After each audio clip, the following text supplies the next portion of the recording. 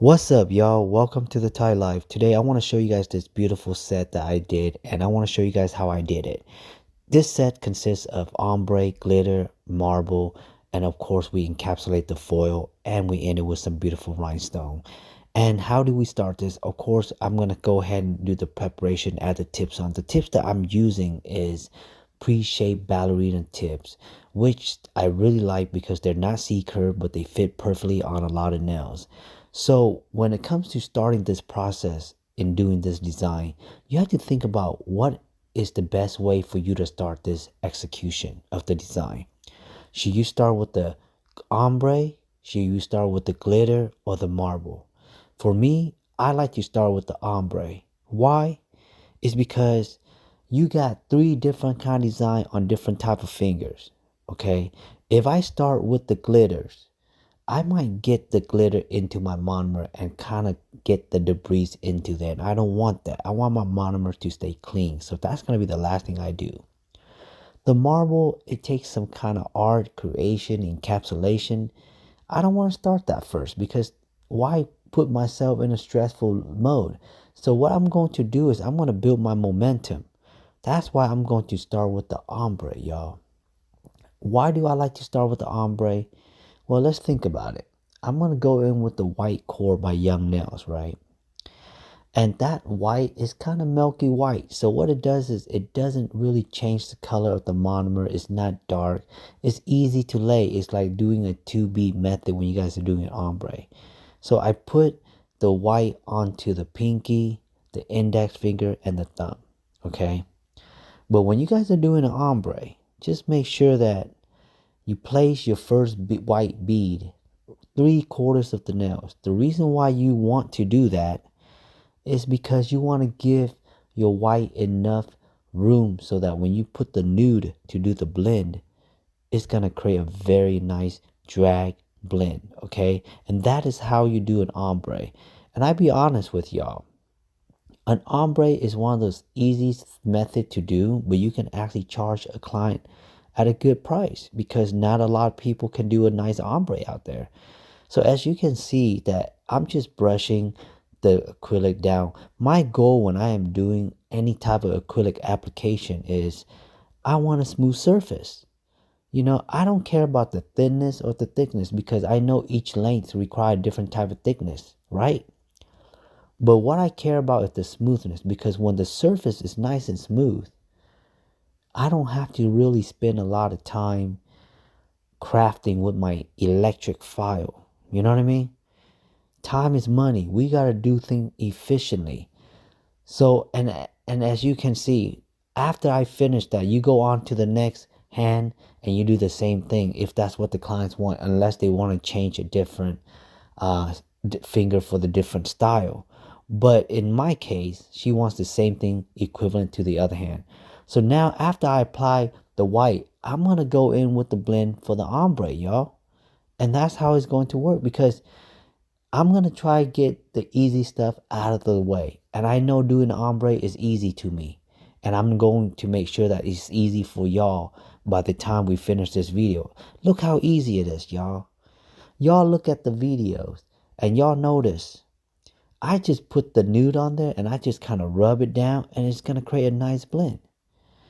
Doing an ombre is like using a two-ball method where when we were starting out as a nail technician, doing a one-ball method is hard, so we do a lot of two-ball method. And honestly, you just put two different colors, it kind of blends together. But the only thing is when you guys will get into like a technical ombre colors, then it's a little bit harder because sometimes if you're dealing with black and white, those are dominant colors and it's harder to ombre those. So there will be another video for that. But let's get back into these nails. So as I am doing the ombre, I like to take my time. Again, I like to focus on a smooth surface, but the main thing is just really getting that nice blend, but really building the dents of the nails. You guys all heard of the apex, right? Well, not all apex have to be big. It has to be equivalent to what the length of the nails. If you have a client with short nails, you don't need a big apex. This client of mine right here, she has a tendency to really break her nails. She get into accidental where she slammed on the window, the car. And with that, you got to know your clients. So that's why I know my clients. So I'm going to put her a little bigger apex just to make sure that if she does hit into any type of doorknobs, it won't break. So that's what you showing another service that you want to show your client. Like, you got to understand their nails.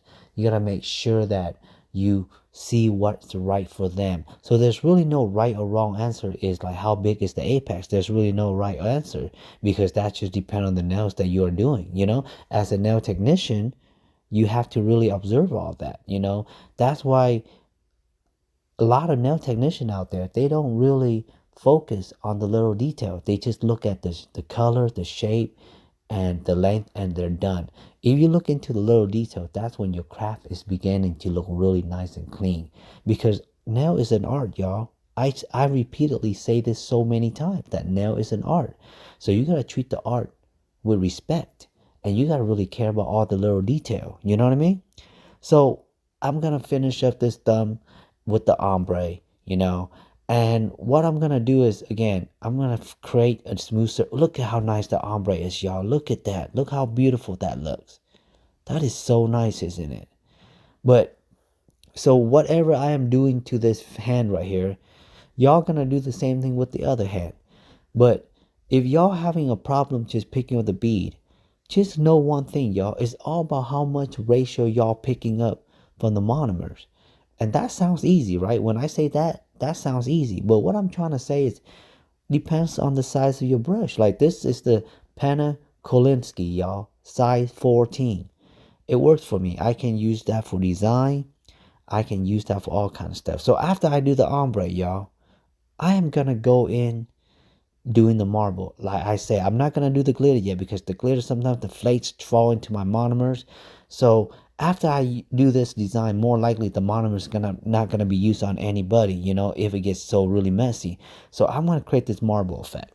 Okay, she want marble effect on her middle finger, and let me tell you something about this marble effect. It's really simple. The first thing I did was I lay a very nice clear powder as a base on her nails, and I'm gonna lay very thin. The reason why is, I know I need to encapsulate this with the gold foil. So why would I make them thick? You lay them as thin as you can, okay? Make it as thin as possible. After that, I'm going to take the white XXX by Young Nails, okay? That's like their most white powder right there. And what I'm going to do is, I'm just going to smear the acrylic, and I'm going to swerve it to make into a marble. And one thing about marble effect is this right here.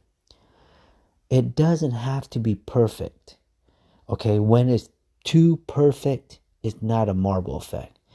I know sometimes as a nail artist, we want things to be perfect, and some design, it doesn't require that. So after I do the marble, I'm gonna let it dry. I am going to go in with the glitter, y'all. So these are big chunk glitters, and you can actually buy the acrylic with the big chunk glitter in it. What I did personally is, I buy the glitter and I just mix it with clear powder, y'all. That's all I'm going to do. As a nail tech, you just have to learn how to improvise. Like, if you don't have this, but you have something that can make that, then you go ahead and mix it. You guys are scientists in the nail industry. So y'all got to be comfortable understanding the chemistry and trying to make it work. Like, how do y'all think these color glitter powder that's made? They do the same thing. They just put clear powder, and they just pour a bunch of glitter in there, and they call it glitter powder. You know what I mean? So you got to understand that basic and try to provide that. So that's what I did. She wanted like a nice pink shimmer with some big chunk glitter in it, y'all. So that's what I did. So while I'm doing that, let me talk about the marble again real quick.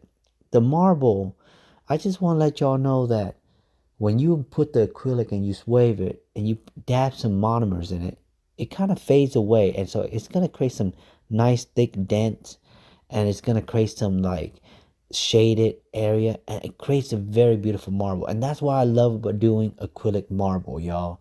Acrylic marble just make the marble look more real, you know what I mean, than paint on. That's just the way I feel. But I'm sorry to get off track. It's just I didn't want to miss to explain to you more about the marble, how I did it. But I'm just putting more coat onto the glitter is because I noticed that I was not putting enough glitter into my jar. So you just kind of put a couple layers, you know what I mean? So here we go, y'all. So now what I'm going to do is I use this foil adhesive where it's like a almost like a gel product, but somehow when you put it under the light, it still has the sticky touch to it. So I kind of rub it on where I'm going to put the foil. You don't rub it on everywhere unless you're doing like a whole nail of foil. But I'm just going to kind of swerve the chemical Ikea under the light for 60 seconds. Here we go with the foil. So the thing about the foil is that you kind of have to separate them, okay? And I like to use this katana. It has like a sticky part at the end, and I love using the pointy part. Why? I use it to kind of separate the gold foil, and I kind of lay the gold foil to the direction that I want on the marble, right?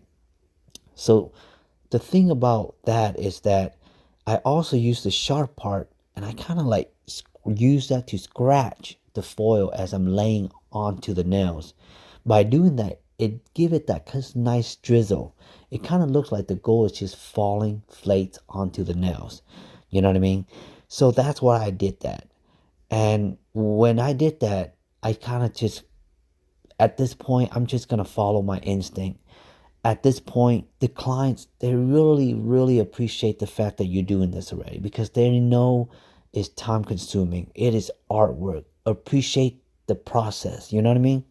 So that's what I'm going through at this moment. So, you see how I'm building momentum? Like I start out with the ombre, I go with the marble, the glitter. It's like you're building this momentum where it makes sense. This whole set right here, y'all, it took me an hour and 30 minutes, okay? That is really a good timing for all of that design that we did. Okay, so after I am satisfied with the foil, you don't have to care as long as it sticks onto the nail. I'm going to go ahead and cover it with a very beautiful clear. And the clear that I'm using is called Speed Clear by Young Nails. I don't usually do this part, but I wanted to do that is because since I am encapsulating the glitter, I'm going to encapsulate the marble. Might as well just do it all, And sometimes if you guys have a hard time getting a nice blend on the ombre, you guys can also add a nice clear as a cover up. So it kind of create a very more of a smooth ombre. You guys can actually do that, So the reason why I like to cover up the glitter is because if you guys ever use colored glitter acrylic, if you file them with the electric file, high chance that it's going to take the glitter apart. And all the glitter, when you file them, it all going to turn silver. You don't want to damage the glitter. Okay, keep the glitter nice and beautiful so it looks 3D. Cover it up with a nice clear. Okay, that's what I did. I covered up with a beautiful clear. Again, don't make it thick, because you adding a lot of layers. So plan your route. Okay, same thing with the marble. I got to cover it up because I put the gold flakes on there. And why do I need to do this? Because I see a lot of people, they put the gold flakes after they polish and they kind of put a top coat over it. Come on, y'all. That looks ridiculous. That doesn't even look right. You cover it up. You seal it up. It looks so beautiful 3D. The client's going to feel the nail very nice and smooth. Come on. If you want to charge the client a good value for these nails, you got to show them why it's worth that much. I charge this client right here, y'all, $95. And that's because I know her. She's a good client of mine. You know what I mean? But other nail tech will charge you more. But you got to work efficiently. You know what I mean? And I tell you what, at the end, after I cover all her nails, of course, we file it up. We buff it up. And you got to make sure the shape looks good, all right? Focus on the shape. And after that, y'all, I added some rhinestone around her cuticle on her index fingers. And I tell you what, this was probably one of my favorite set I have done in a while since I have been doing nails.